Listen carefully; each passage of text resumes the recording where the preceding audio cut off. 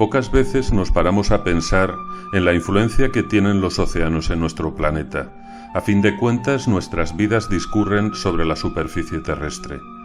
Si observamos con detenimiento un mapa de distribución de mares y tierras, el balance es muy desigual. Juntando todos los océanos, mares, ríos, lagos, aguas subterráneas y hielo, en total el agua ocupa un 71%.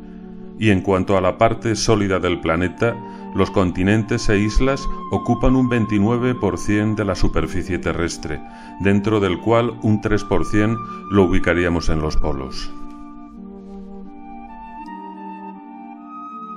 En este escenario singular, los océanos ejercen la función de reguladores térmicos. De forma muy similar a como lo hacen las plantas, absorben parte del abundante dióxido de carbono de la atmósfera, ayudando a descender directamente los niveles de temperatura. Por otra parte, durante la noche, los océanos también emiten el calor que absorbieron de la luz solar durante el día, aumentando los niveles de temperatura en las zonas circundantes. De esta forma, los ciclos de absorción y emisión de calor se desarrollan de forma constante, regulando la temperatura de forma excepcional. Además, la formación de las nubes y el enfriamiento que éstas proporcionan a su alrededor también están relacionadas con las emisiones oceánicas, ya que desde éstas se emiten nubes de vapor de agua cumpliendo con los propios ciclos del agua. Estos ciclos hidrológicos describen la presencia y el movimiento del agua en la Tierra y sobre ella.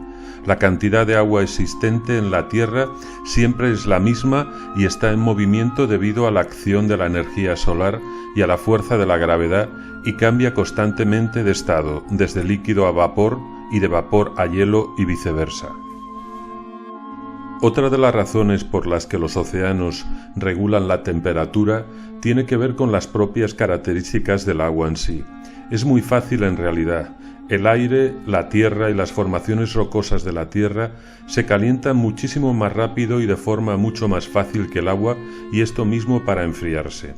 Pero no solo influye en la temperatura del aire, sino también en la de la tierra, incluso aunque esté muy alejada de la costa, debido a las diferentes corrientes oceánicas.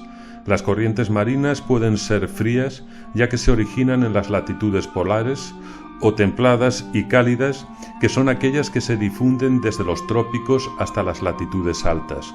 Cuando se juntan varias, se forman los llamados giros oceánicos, que en el hemisferio norte circulan en el sentido de las agujas del reloj, o al contrario, en el hemisferio sur. Las regiones ecuatoriales reciben más calor del sol que las latitudes más altas, y esta diferencia en el grado de calentamiento conduce a corrientes cálidas que circulan el calor alrededor del globo. Estas corrientes tienen un enorme impacto en los climas de algunas partes del mundo. Quizás la corriente más conocida es la corriente del Golfo, que a veces se conoce como deriva del Atlántico Norte.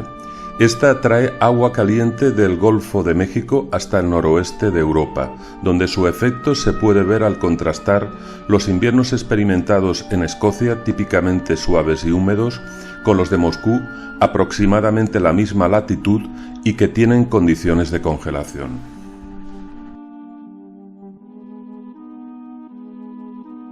Si bien este puede ser el ejemplo más comúnmente citado, las corrientes oceánicas existen en todo el mundo. Algunas son corrientes de agua fría que transportan agua más fría de las zonas árticas hacia el trópico. Estas reducen la evaporación y la humedad, llevando a condiciones más secas con mayores variaciones de temperatura de lo que es habitual en las regiones costeras. El fenómeno del Niño, denominado también oscilación del sur, es un calentamiento periódico de la parte del Océano Pacífico situado frente a la costa oeste de América del Sur y que tiene un efecto enorme sobre el clima en todo el planeta. En los océanos, diminutos organismos agrupados en el fitoplancton producen mediante la fotosíntesis la mitad del oxígeno que respiramos los seres vivos. Constituyen el principal proveedor y equilibran la absorción del carbono que es emitido por combustibles fósiles. Es en los arrecifes coralinos donde se produce el 80% del oxígeno indispensable para nuestra vida. La gran mayoría del oxígeno del planeta no es generado por los bosques, sino por el coral. La flora oceánica, constituida por miles de especies, es la que provee el 90% del oxígeno existente en la atmósfera que cubre la Tierra. El 10% de oxígeno restante es producido por la flora continental o de tierra firme. Los continentes producen proporcionalmente poco oxígeno porque tienen mucha superficie desértica, mucha zona montañosa, mucho construido y ocupado por el hombre, entre otras características. La flora oceánica es la que mantiene el nivel de oxígeno en su debida proporción. El aire contiene el 70% de nitrógeno, 21% de oxígeno y además otros gases. De este 21% de oxígeno, el 90% lo proveen los océanos. Estas masas de agua son también una fuente enorme de recursos naturales, desde los biológicos y pesqueros hasta los minerales y petroleros. Significan un gran aporte de proteínas provenientes de una vasta variedad de peces, y los productos del mar son la fuente principal de proteínas para al menos 1 de cada 4 personas en el mundo. Nuevas investigaciones muestran que la acuicultura marina puede desempeñar una función clave en el consumo humano durante los años venideros. Los descubrimientos del proyecto SAMI, síntesis de las interacciones entre la acuicultura y los ecosistemas marinos, publicados en la revista Bioscience, indican que será necesario realizar cambios para aliviar nuestra dependencia de la agricultura terrestre y otras fuentes de alimentos. Según los cálculos de la ONU, el planeta alcanzará los 9.200 millones de habitantes en el 2050. Todavía no se sabe cómo se podrá aumentar la producción de alimentos para cubrir la demanda de esta población cada vez mayor. La producción del sector de la maricultura se ha multiplicado por 10 desde finales de los 70 y los expertos en la materia coinciden en que en el 2030 será superior a la cantidad de capturas procedentes de la pesca. La solución pasa por la cría de más animales pertenecientes a los eslabones más básicos de la cadena trófica. Las nuevas tecnologías también ayudarían porque permitirían ampliar los criaderos y ubicarlos mar adentro. Esto es lo que estamos presenciando actualmente.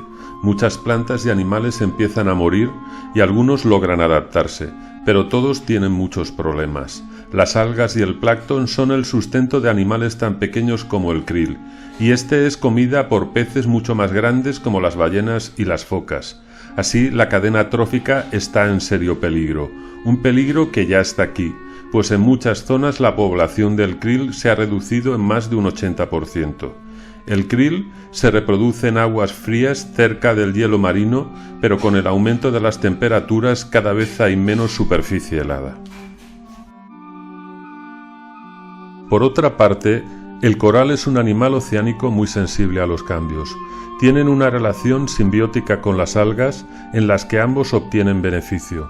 Las algas, al hacer la fotosíntesis, obtienen azúcares que comparten con el coral, el cual les proporciona un hogar seguro.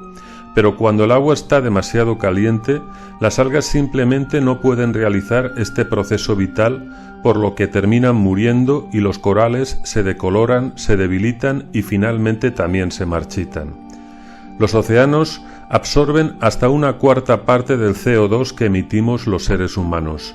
Sin embargo, podríamos estar pagando un alto precio. Los mares son cada vez más ácidos y para mantener el frágil equilibrio que necesitan los animales y todos los seres vivos que viven en él, debe ser alcalino. Hasta la fecha, solo hemos descubierto un 5% de los océanos. Debido al calentamiento global, serán muchas las especies que se extinguirán sin que las hayamos visto ni una sola vez, y muchas otras, las cuales nos sirven como alimento, quizás no puedan adaptarse. El océano habrá que protegerlo y cuidarlo, pues de él dependemos todos.